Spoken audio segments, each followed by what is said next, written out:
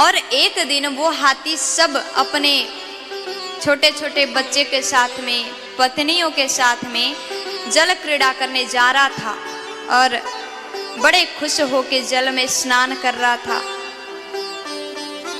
विशाल देह को लेके जा रहा था, बहुत बड़ा हाथी था और वहां जाके जल क्रीड़ा कर रहा था। इतने में ग्राह ने उसके पैर में पकड़ लिया।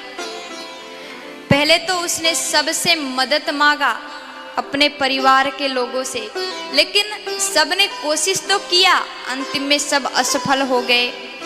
तो सब लोग हाथी को छोड़ करके चले जाते हैं। सबने सोचा इसको बचाने के चक्कर में हम सब लोग मर जाएंगे। इस तरह सोच के सब छोड़ दिए और चले गए।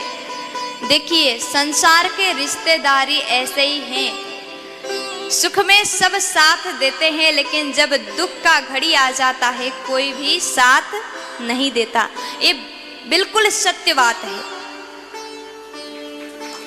और गजेंद्र, जिसमें 10,000 हाथी का बल था, लेकिन वो तो जमीन का जानवर है, जल के अंदर तो उसका भी बल फीका पड़ गया। ग्राह ने पकड़ लिया। जैसे मगर ने उसे जल के अंदर खींचा, वो सोच रहा था मैं इतना बलवान हूँ, मैं खुद बाहर निकलूंगा। बहुत कोशिश करने के बाद भी असफल हुआ। फिर सब छोड़ के चले गए, उसके रिश्तेदार, पत्नी, बच्चे सब चले गए। उसके बाद उसने विचार किया, न मुझे बचाने वाला कोई है, न मैं खुद स्वयं का रक्षा कर सकता हूँ।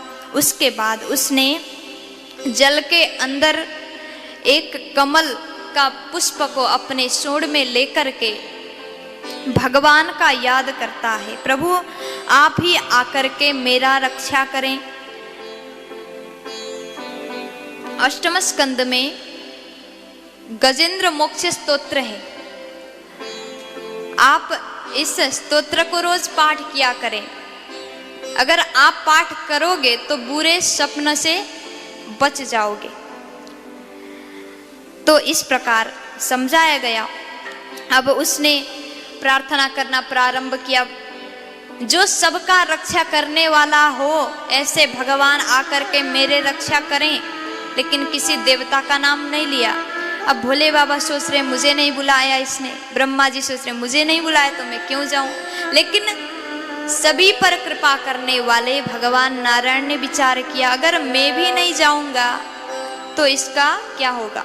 तो वहां से जल्दी जल्दी अपने गरुड़ जी पर विराजमान होकर के भगवान नारायण आ जाते हैं और दूर से अपना चक्र छोड़ दिया। तो जाकर के उस चक्र द्वारा ग्रह का उद्धार हो जाता है। और जैसे आए, गजेंद्र ने भगवान का स्तुति किया और भगवान ने इस प्रकार गजग्राह का कल्याण कर दिया। भगवान सब पर करुणा करते हैं